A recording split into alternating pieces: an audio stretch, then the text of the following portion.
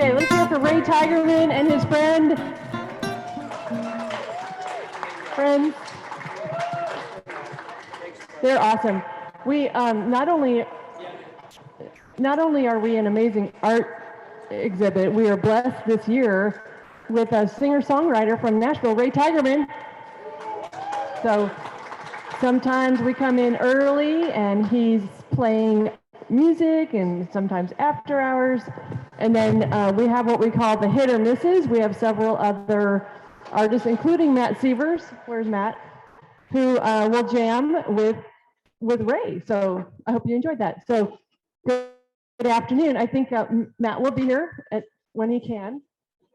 But it is a working art show, as I like to say. So this Friday is the composition of art. And it was actually inspired by a video that we shot last year with Matt, who described paint. I feel like I'm right in the middle. Should I move? Okay. Sorry, we do this live feed and I feel like it's all me. Okay. Beth will fix that up. Thank you all for letting us be a little bit, casual with these beautiful talks that we do. So composition of art. These guys, every one of them uses music to influence their art, and we'll see, there is the Matt Sievers. We'll see, we'll talk about that, but we'll see some of that in their strokes and their color palettes and so forth. So today we're going to start with that end is Stuart Yankell, who splits his time between Pennsylvania and Arizona. Yay. Hello there. So, wait, we're just introducing. Oh, sorry. And then next to him is. I thought he was doing It's Bruce Marion. That was my cue. You'll do the next. Okay, deeper dive. Bruce Marion, right here from Arizona. I actually split my time between Arizona and Arizona. Oh yeah, summer, winter. Yeah, perfect. And then right next to me is Matthew Sievers, otherwise known as Matt, from Idaho and Arizona. So welcome, guys. Hello. It's all man palette or palette. What are you? You're. I don't know what's wrong with you. It's a not yet. Not enough, apparently. That's probably the problem. Someone Yeah, get her a drink. The panel to talk about palettes. So, Stuart, take it away. Tell us about you and why you do what you do. So I was really glad to be invited on the music and art panel. These are my paintings behind me here, and I've been painting music and dance and a great many themes for 35, 40 years. And actually, when I was at 18, finishing high school, I was kind of at a crossroads between careers, and I had played saxophone for 10 years growing up and had gone to Berkeley Jazz School, but I found painting to be much more universal than jazz saxophone, and had also considered a career in reconstructive surgery, which would have been a nice life as well, but had fallen in love with art and have been in that deep sea forever. And with the theme, I've always kind of talked about my work in the realm of celebratory themes that I enjoy. And so I was particularly glad to be invited to exhibit in the Celebration of Fine Art 10 years ago. And I find music and dance, and I do a lot of dining themes. And I find those themes to be parts of life where we allow ourselves to cut loose and enjoy ourselves. And I always have found that painting is kind of a realm where we can bring joy into people's lives. So my work is, in the jazz idiom here, is certainly something that I've enjoyed for a great many years. And the paintings are dancing a bit today from the wind. It's okay. The tent needs to breathe, and so does the art. So it's just going to move with the composition here. So thanks, Stuart. Hey, Bruce. Hey, Susan. I'm Bruce Marion. I've been in the show, I think this is 18 years, although I can't believe it. I can remember my first year so clearly.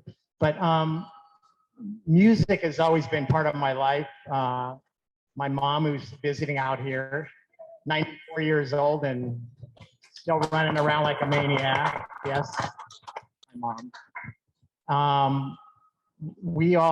I was really lucky. My parents always were about creativity. So all of us actually were in piano lessons when we were young, art lessons, all of that stuff. But I always loved piano. My brother turned out to be a little bit more of the performer, and I always hated performing in front of people. Like at the recitals, I would get through 3 notes and be too nervous and just walk off stage. So, so I never ended up going to that. But I love music, and I keep a digital piano in my studio to this day. And I love the rhythm, and I like the correlation between music and art. And I use that analogy so often, like when you're creating a painting and balancing a painting, it's a lot like conducting an orchestra where you're balancing the levels of instruments to have everything work in harmony. And creating a painting is like a visual symphony. So there's a lot of correlation and similarities between those. Very well said. Thank you. And Matt, you again were kind of the inspiration in the way that you described the brushstrokes and the notes when we were doing that video last year. So share a bit about how music influences you. Okay, I'll get into the brushstrokes in just a second. Some of the things that you both were saying was like, I don't know, just ringing true to me. Most of you know my dad is here at the art show, and he's been here 30 years or so.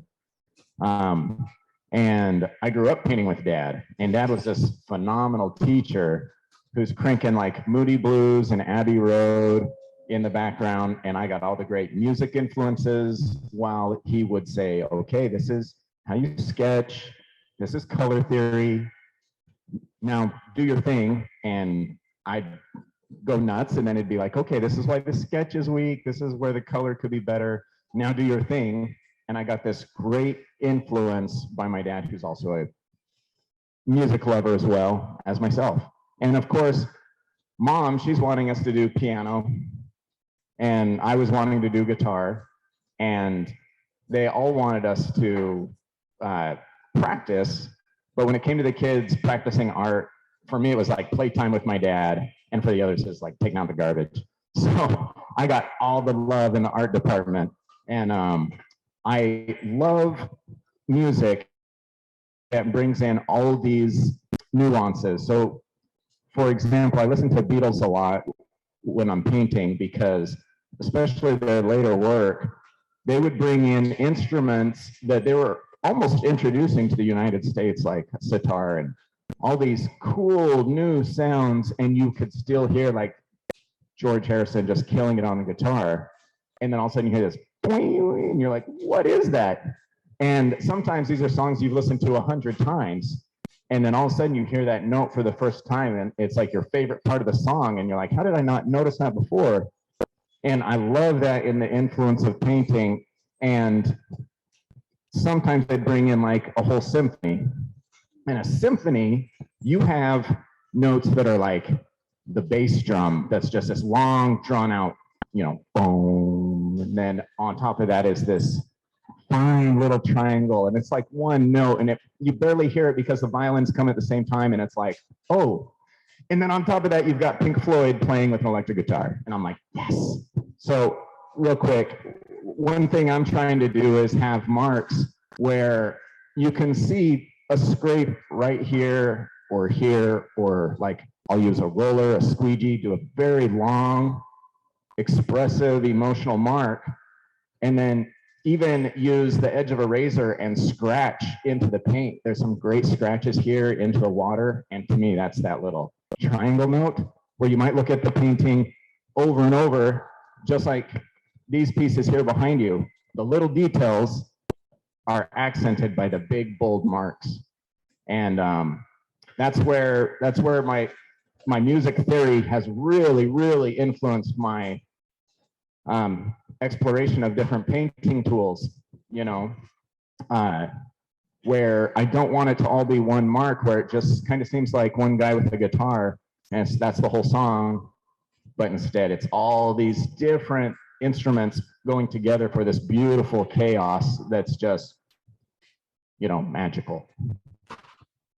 we have the visual symphony on the canvases from each of you. And again, so influenced by the music. You all play music most of the time while you're painting. Stuart, what about you?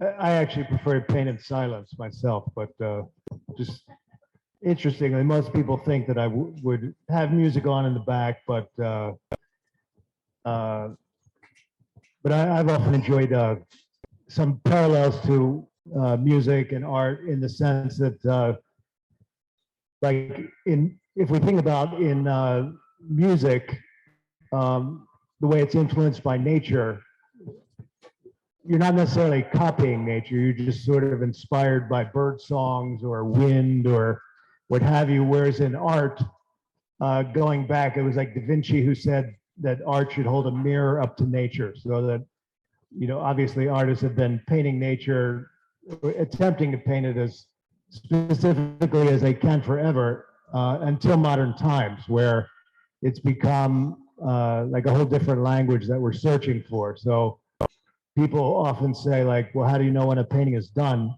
And I say that, like, the answer to that question has changed over time. So that, it used to be every eyelash, and today it's more of like achieving a crystallization somehow, some sort of a inner peace that you come to. And I often tell people painting is sort of like War and Peace with Tolstoy. And it's not until you come to peace with the work somehow that you're able to let it go.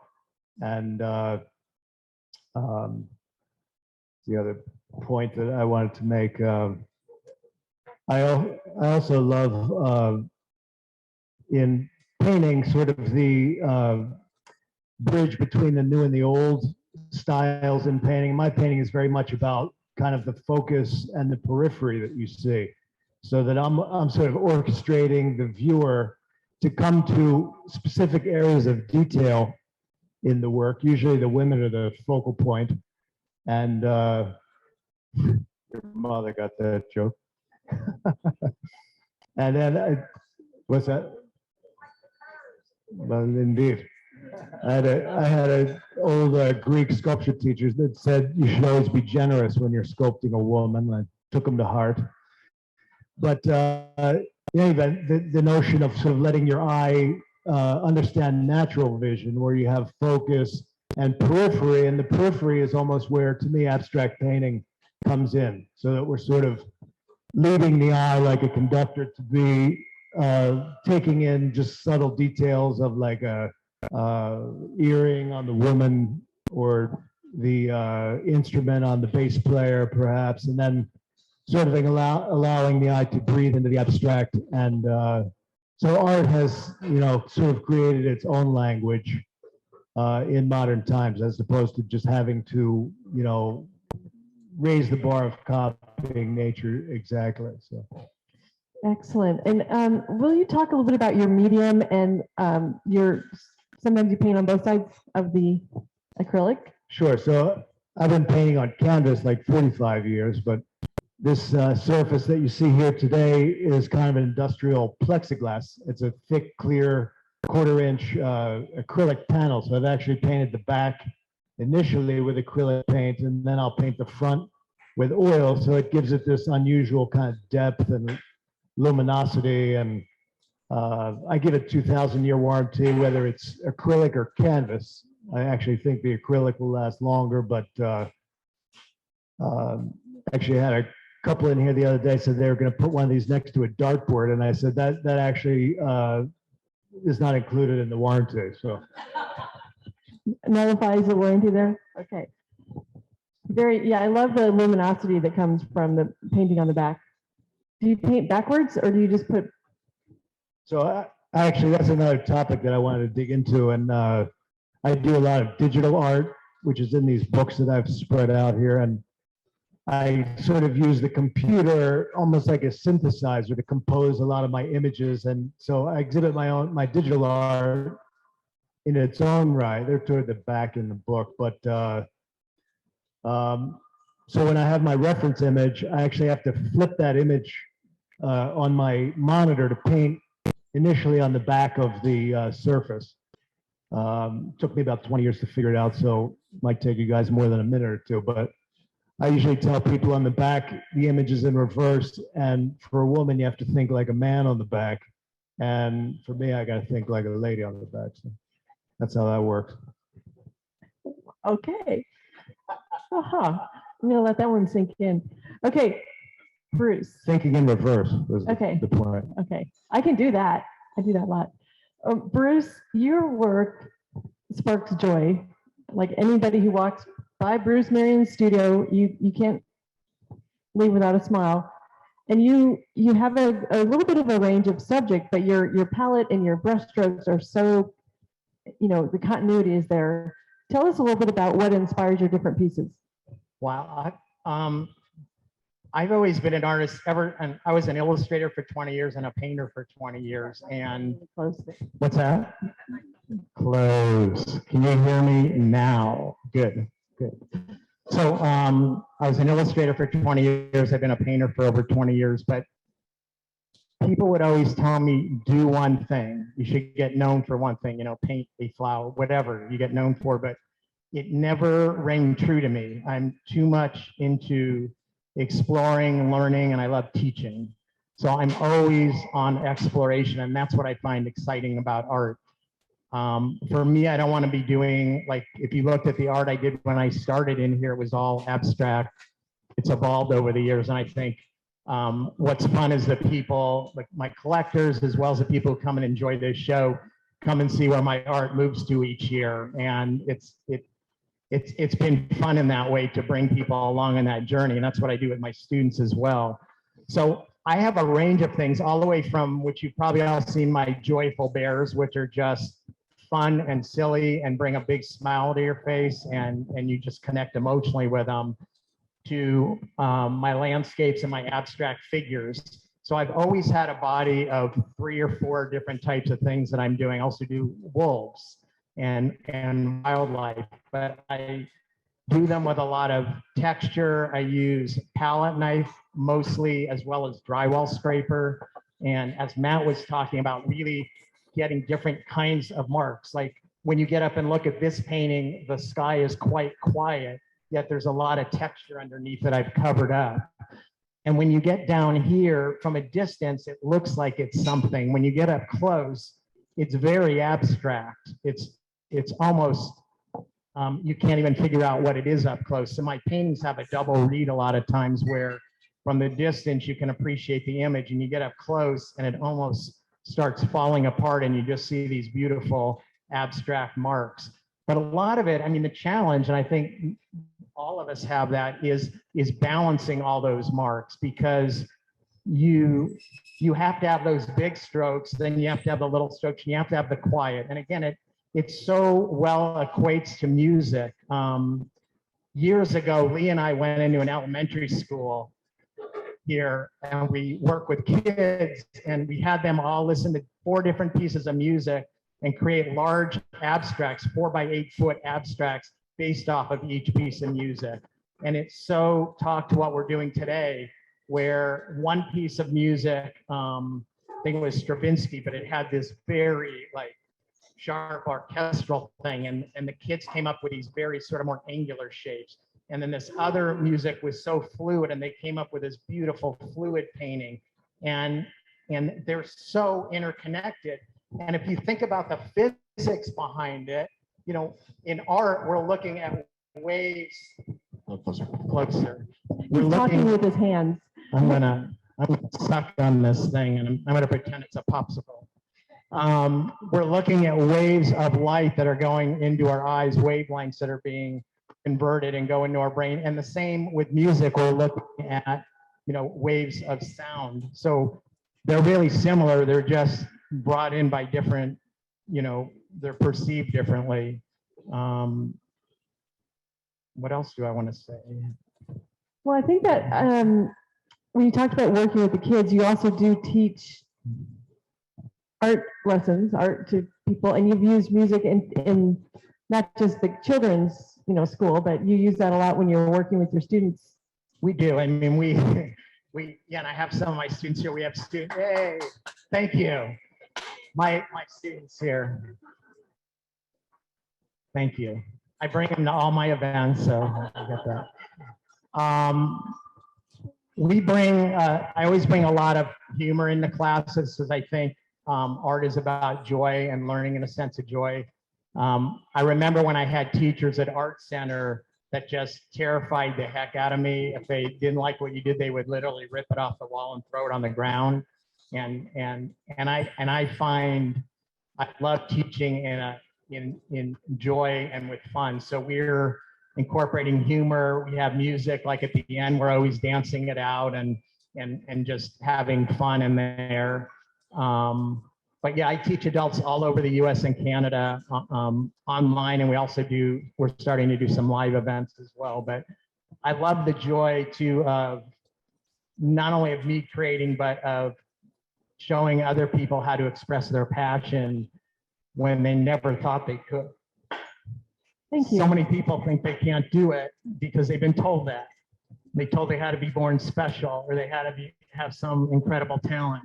And it's one of the biggest lies, and it just breaks my heart because there's so many people that would want to try painting and they didn't because some teacher said something like, sky's not that color, why are you doing that? Or just an offhanded remark from an adult, and all of a sudden they think they're not creative and they can't do this or can't do that or express themselves. So I'm very passionate about that, as you can tell. Well, and we appreciate that. That's what we love. Yeah. Thank you. So I make some choices of where I want your eye to be led to. What is the story? What's the focal point? And how to change either the patterns of lighting or the lines that lead your eye and get every line bringing you into the story.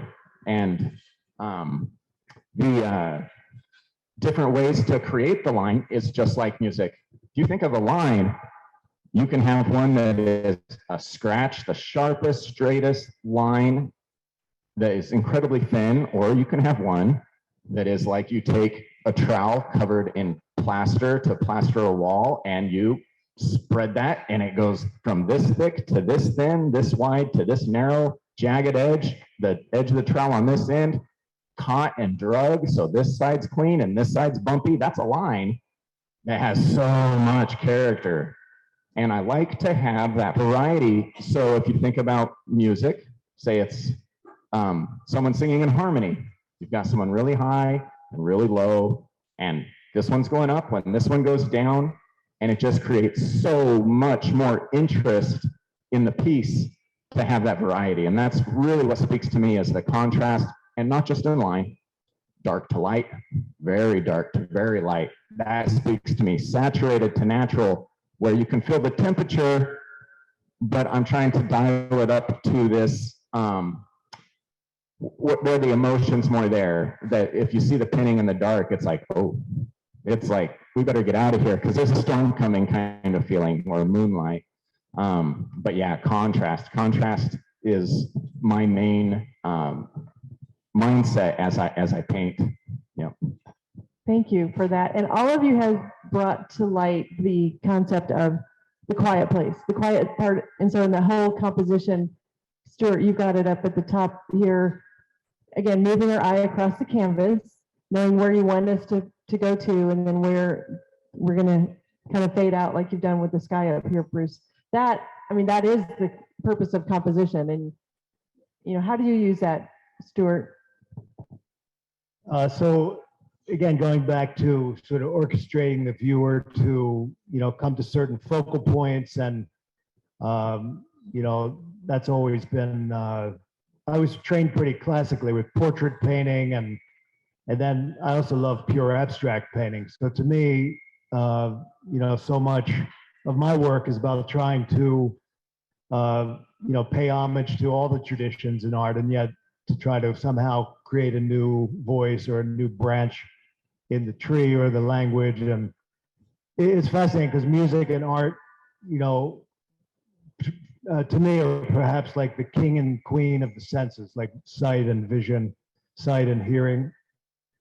There's some other very nice senses as well, but let's put those at the top. And it used to be with artists that were training as apprentices, that they would force them to paint for 10 years, to draw for 10 years before they were allowed to paint.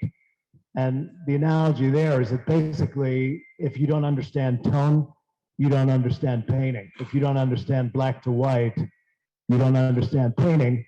And in music, the black to white is almost like the rhythm section, you know, so that, you know, if you, I think a lot of us will photograph our work in black and white. And, you know, the point is, if you don't have that structure, then you might not bother to paint. But coming back to, you know, the point of how artists are no longer necessarily just copying nature and sort of creating their own voice. I love the famous quote of Jackson Pollock where they said, you know, Jackson, why don't you paint from nature? And he said, I am nature.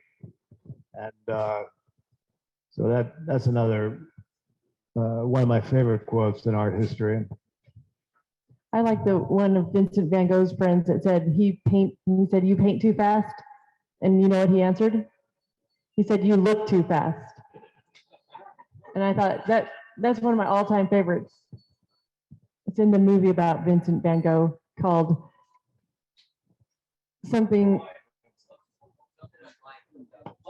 Lust for Life. Thank you, Bruce Rigby. It's Lust for Life is one of the best movies ever. Kirk Douglas, way back. Go on. But so there's one other point that I wanted to touch on that I've sort of been thinking about since you had invited me to participate in this over the summer. And in color theory and painting, you hear a lot about the Impressionists who had worked with the opposites in color. So does anyone know what the opposite of blue is? The opposite of blue. There's only 3 colors in the known universe, right? Orange. Correct. Yeah. So the 3 colors, the primary colors are yellow. That's not fair, Susan. Yellow, red, and blue, and the 3 secondaries across the color wheel. I'm taking you all back to kindergarten here. Opposite of green is what? Red. And the opposite of yellow is purple. So that's something that we've all come up with pretty extensively. But when you brought up this idea of music and art, I had been thinking about this for a great many years, and it's still going to take me a long time to really wrap my mind around it. But I like the idea, I don't know if you guys think about the idea of chords of color. And it's something that you just don't hear that much about, but something that has been kind of deep in my mind over the summer and whatnot since getting involved in this conversation. And essentially, it's almost like, you know, in music, you might be familiar with a major chord or a minor chord or moving into 9ths and 11ths. And so that if you look at paintings, you're going to begin to see those chords of color that come through, whether it's this particular yellow, blue, red, or a yellow, blue, red, orange, purple, or just temperatures of blues and reds. And I haven't been able to wrap my mind around it myself. So, you know, but it's just a fascinating topic. And I wonder if you guys have looked at that idea of chords of color. A lot of it is, if you were to look at something as if it's monochromatic and you wanted to introduce kind of an ochre warm into it, you think about the taupe family, how anyone can say that's taupe, and it's like, well, that's mauve, you know, and someone else says that's taupe, and you're like, yeah, it's like a blue gray, you know. You can have a version of taupe, and your painting is overall green or overall blue. And I love to address each painting as if, and I've used this example all the time, they're each a track on my music album. So you think about the Beatles, and it's like, it's all beautiful, and then it's like number 9, and you're like, what? That's the same band? It's like, blows my mind. They have Helter Skelter on the same album, and I love it. They did not have to have a sound. The sound came out of them. Anyone hears a Beatles song, they're like, that's the Beatles, because that's them. That was them out like doing what they do. So it's funny. Someone will come into my booth and I'll have whatever. I could be painting a New York street scene, love it. And it's gonna hang right next to a mountain lake. I have no problem with it. And the mountain lake is a painting that's almost entirely blue. And the New York scene is almost entirely yellow or purple. But inside those pieces, I'm trying to have color harmonies where, like, there's a green go light in this yellow street scene. Street scene looks yellow, but there's yellow ochre, there's burnt umber, there's variations of browns, and there's a green traffic light, okay? If you were to mix that green traffic light on your palette and look at it for a yellow composition, it would not look really green on your palette. It would look very yellow.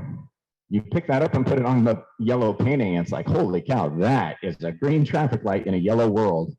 And I love those chords, that harmony of colors working together for a feeling that made this a yellow painting with a green traffic light, and it's all in harmony.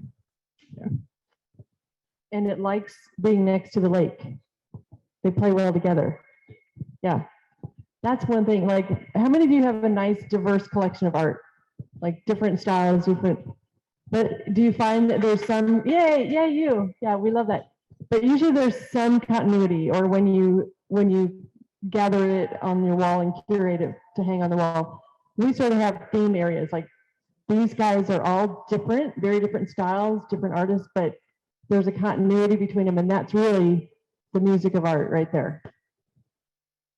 Yeah, there's one other theme too that's really interesting that I always think about in my art, and that is improv jazz music, where I look at all the different series I'm doing. Like, if I'm doing a landscape, I'm really doing all of art is kind of variation on a theme. It's just like an improv jazz musician may take a certain theme and they're just playing with it for an hour, you know, and playing around it, and it weaves in and out of the music. And I find, you know, I used to question myself, does the world need another landscape, or does it need another floral? And it used to be a quandary for me. It's like, why should I be doing this? A million of these have been painted already. And then I finally realized, you know, the world is made up of variety. The nature, God, or whatever you want to call it, there's billions of different kinds of flowers. And each time you do something, it's a variation on that theme, and it brings another nuance of beauty to the world. So the world does need another floral painting, or they do need another painting of a sunset. And within my bodies of work, like my figures, I've done dozens of individual figures of women where I just simplify them down into their almost, simplest form, eliminating everything that's not necessary, yet you'll still see a figure. And I love that sort of Zen quality too, where you can play, and that would be equated to like some very soft sort of tranquil music where everything's eliminated. And what do I absolutely need in it? That's all I'm going to put in that. And that's a really beautiful concept that I get to play with in my figures, and keeping a very tight color palette. But it all becomes that variation on a theme. It's like, how can I play with this in a little different way? And I think both of these guys are brilliant at that.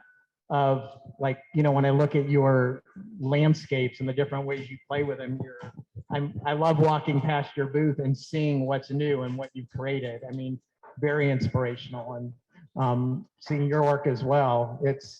And that's what's really cool, what we get to do. We get to really play with the different parts of our personality and put it on there and try these different nuances. And then it's fun to see how you all respond to it, because, you know, we're sitting there staring at it for hours painting it. But when you get a person who's never seen it by and they connect with it, it's so exciting for us as the artists. Absolutely. Part of the symphony is out there. So I always like you guys to think of questions so that we can see if we can stump these guys. So be thinking that, yes. We have you use the microphone so we can hear it. I have a question for Stewart, who passed around this absolutely fabulous book earlier to each of the tables here. Is that Boston you got on you there? Yeah, that's a Boston accent. Yeah, Susan knows that. My question is really just flipping through this book and looking at the pieces that are behind you and the pieces that you have in your studio here. And Susan asked an excellent question relating to evolution. I mean, there are portraits in here that are nothing like this here. There are, you go from the dances to tango and things like that. Do you leapfrog from one to the other and go back and forth? Or is this part of your evolution where at one point in time you did paintings like this, and then others you did portraits, and then others you did something else? Because everything is kind of captured in this book. But as I was flipping through it, still listening, of course, the style is similar, obviously, but the themes are dramatically different. Do you go back and forth, or do you evolve from one to the other? Sure. So my first love really in art was portrait painting. And when I was 15, my folks had given me a Da Vinci coffee table book, and somehow it was like opening a treasure in my life. I started copying all the portraits and the drawings in there, started drawing my grandparents, and had the good fortune to be kind of classically trained with old school portrait painting that you see in universities and hospitals. And I continue to take portrait commissions today. And I'm working on a portrait of a physician in town right here at the moment. And, but then, I also love pure modern art as well. And it's kind of like the musicians Wynton and Branford Marsalis.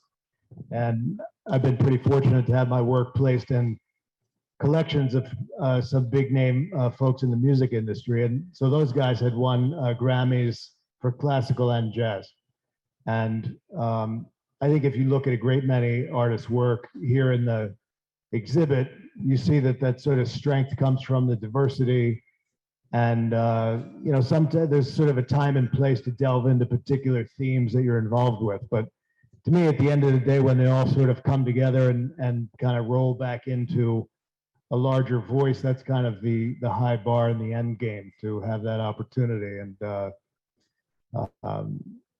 I promised my neighbor Tony that I dropped this story about. I had the good fortune of selling a piece to Carlos Santana some years ago, and I was at a gallery in Hawaii, and he had been looking at some Coltrane paintings that I had at the show, and somehow I ended up having to sue this gallery because I found out they were selling work and weren't paying me. And somehow an old girlfriend of mine had Carlos Santana's secretary's phone number. Next thing I knew, Santana called my house. Never forget, I was in the kitchen cooking a carrot soup. And he's like, "This is Carlos Santana." And so I started telling him, "Look, when I get the paintings back, we're in this lawsuit, I'll get a hold of you." And he says, "I will go in the gallery and take all 12 paintings and I will ship them to you, and I will not pay the son of a bitch." And I was like, "Carlos, I don't want you to be the repo man on this deal. I'll call you when we get the work back." So we delivered them to his studio in San Francisco, and that was a pretty special time. Oh, if you guys only knew all the funny stories about this place. I'm going to add one thing real quick. As I was listening to the evolution, I agree with it. And I was thinking about how these old masters, you can dive into their early work, and like John Singer Sargent was doing landscapes that were just phenomenal. And Nikolai Fechin had all these landscapes that were amazing. And he even did, I don't know if you guys are familiar with Fechin, he had a series of old driftwood that he would go find on the side of a river, and he'd paint the driftwood, and then he'd put like teeth and an eyeball, and it was like his monster series. And he's one of the all-time greats. But at the end of his career, and with most of these masters, they were doing the figure, they were painting the figure, and it always calls to me. The figure always calls to me because it's the pinnacle. It's the most difficult. It's the most beautiful. It's, you know, if I put a branch in the wrong spot on a tree, no one knows. It doesn't matter.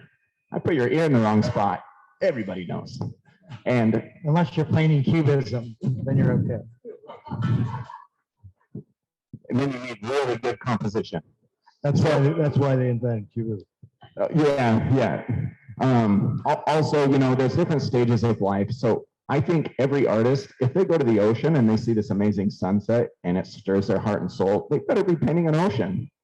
They better not go home and paint what they were painting the week before. They better follow that inspiration and see where it takes them.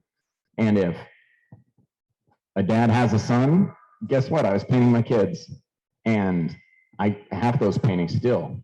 And when I'm a grandfather, I'm going to be painting my grandbabies. And there's always this draw back to the figure. So one thing I really wanted to point out was the main thing that changes is our styles and how we apply the paint. You know, you can tell when I was filing taxes, those paintings are really dark and aggressive. So, but it continually grows, and it's the subject matter. I think all artists should just follow whatever stirs their heart. And now that Stuart's been out in the West for a while, you're painting Arizona sunsets. We have questions from online. Well, Matt must have intuitively picked up on this, but you kind of answered it. How do you select the subject matter for your work? I love to do plein air painting, but it's very difficult. It's kind of like getting up to exercise every morning. It takes a lot of, you know, drive. And plein air painting, you've got to pack up your kit and have all your little things for your oils and your brushes, and then you set up and it could be windy, then you're grabbing rocks to hold everything down and then it falls over and there's flies stuck in your paint and you forgot the bug spray, and it's like, okay. And it's so satisfying when you're doing it and you love it, and the end result's this little gem. And to paint on location, it's actually something I wasn't doing much until the last 3 or 4 years. But as an artist, if you look at my night scenes where you can see the city lights down in the valley, and there's this fantastic pink Arizona sunset, if you take a photo and you go back to the studio, either the lights are like barely visible, the valley's black, and the lights are just kind of these little white pinpoints, but the sky, you got that pretty good. It's more orange in your photo, and it was really pink when you saw it. A couple of small plein air paintings to go with your photos, all of a sudden you can get those color harmonies just by catching a few color swatches even to have with your inspiration. And then it's really hard to, you know, pick the subject matter when you're out and about.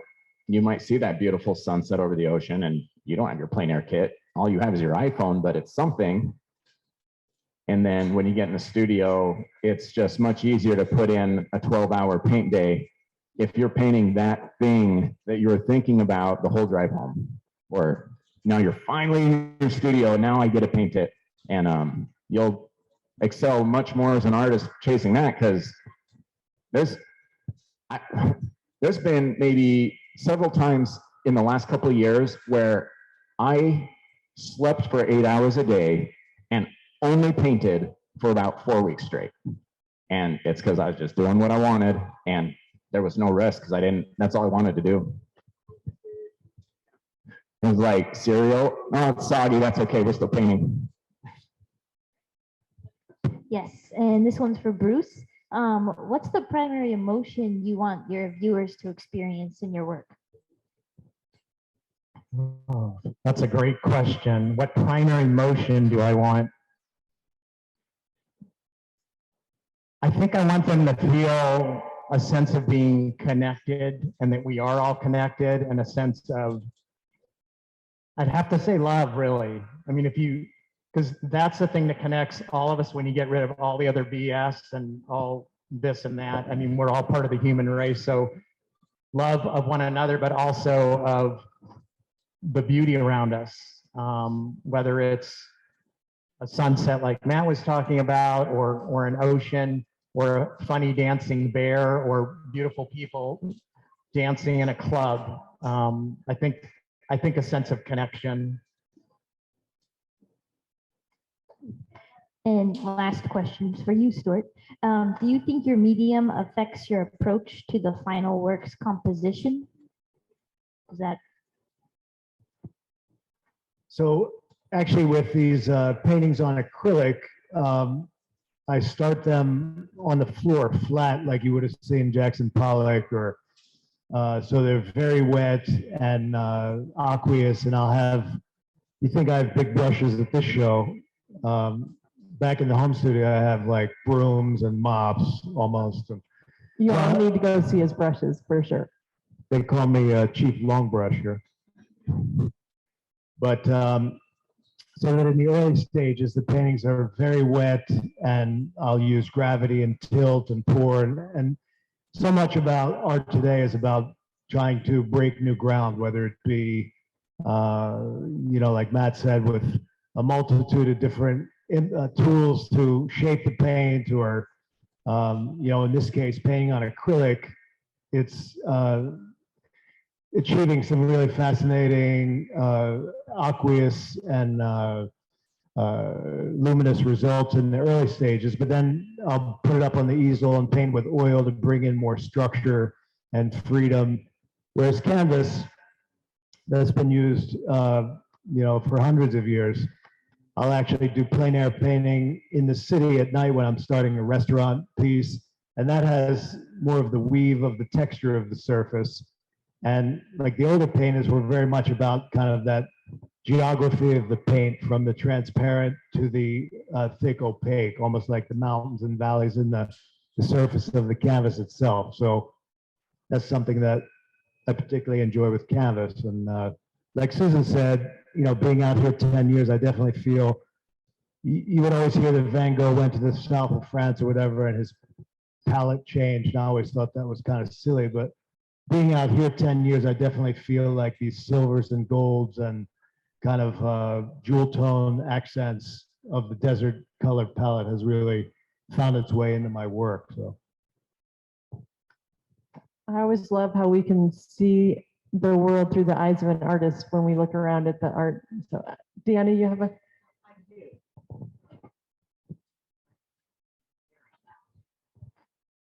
Very loud.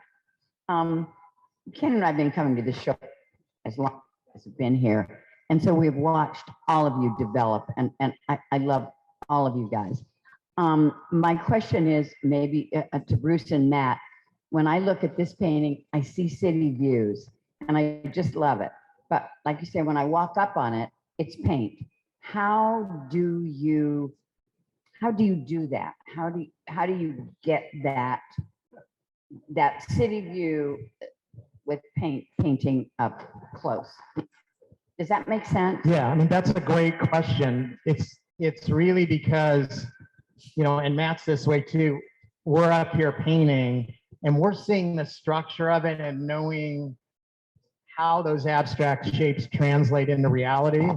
But then half the time I'm running way the heck back here and seeing if something reads. And then I'm running way the back over here. So, you know, you're doing this all the time while you're working on a painting, because it really does have different reads. But as painters, we're not painting anything real. Every painting is an abstract painting. It's all made up of abstract shapes, but it's how you design them and how you lay them out, and where they are and what those shapes are that make it into something real. So it's fun. Matt does this a lot, but where we play that line between abstraction and realism, it's an abstract mark that up close will mean nothing to you, but when you get back, it reminds you of something, and your brain, this is how you get to participate in the art. Your brain makes the connection and turns it into what it needs to be, because we didn't sit there and render it. And you're really kind of following your mood for that, because sometimes I want it to, like, say the sky has no diagonals that lead your eye, and I love compositions that are not the traditional composition. the vanishing point of a creek or a river or something that comes to a point, a fence line, that's very traditional to get you into a landscape painting. I really love going against that and using jet streams and cloud formations and glaciers and tree lines with these angles that all point to where I want your eye to go. So I had this piece that sold, or else but it was a intense pink Arizona sky where this cloud was kind of this billowy wall of Arizona pink cloud. And because of its shape, there wasn't a lot of lines bringing you in. So where I love to abstract a city and have it, if it's horizontal lines and no streets vanishing in the distance, it may look like light glistening across the top of Lake Saguaro. And you don't know at first, is it a city? Is it a lake? I love that. This piece, I've got this wall of a cloud. So I made I made the decision to have the streets very clearly vanishing in the distance to get you into this piece. And it created so much depth. And you could tell that was a city, but very much by design, because that's what that piece needed.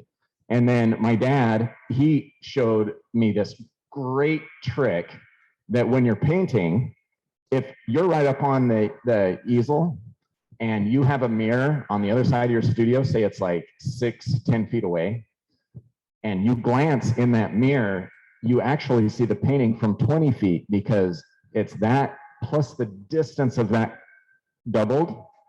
And a quick little, also you get to see it in reverse, which is an artist trick to see if things are making sense, because we see things, if you see yourself on camera and you're like, is that what I look like?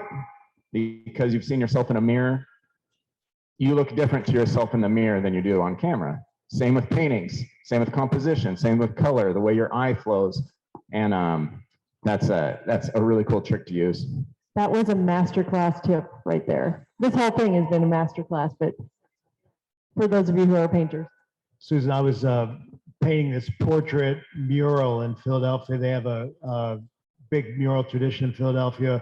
Kids that are caught arrested for graffiti serve on this anti-graffiti network mural tradition. I was doing this. That's awesome. Yeah, it was a portrait of a famous minister in town who had initially been painted by a friend of his who was a landscape painter, and he kind of looked like a Klingon from Star Trek. So they brought me in like plastic surgeon to redo the guy, put the scaffolding up, and the head is like 8 foot tall. And I'm on 4 foot scaffolding trying to get perspective on this thing. And like Matt said, I had like an old broken mirror that I put down in the basketball court below. I glanced down that and catch that like 80-foot view of what the hell I was doing. It was pretty cool. Yeah, because when you're working on an 8 foot head, you can't really tell what it looks like all together when you're right in front of it. Yeah, then it's the opposite of a magnifying glass, a reducing glass, which that does sort of a similar step back. Excellent. Did you have a question? Somebody else? Okay. Okay.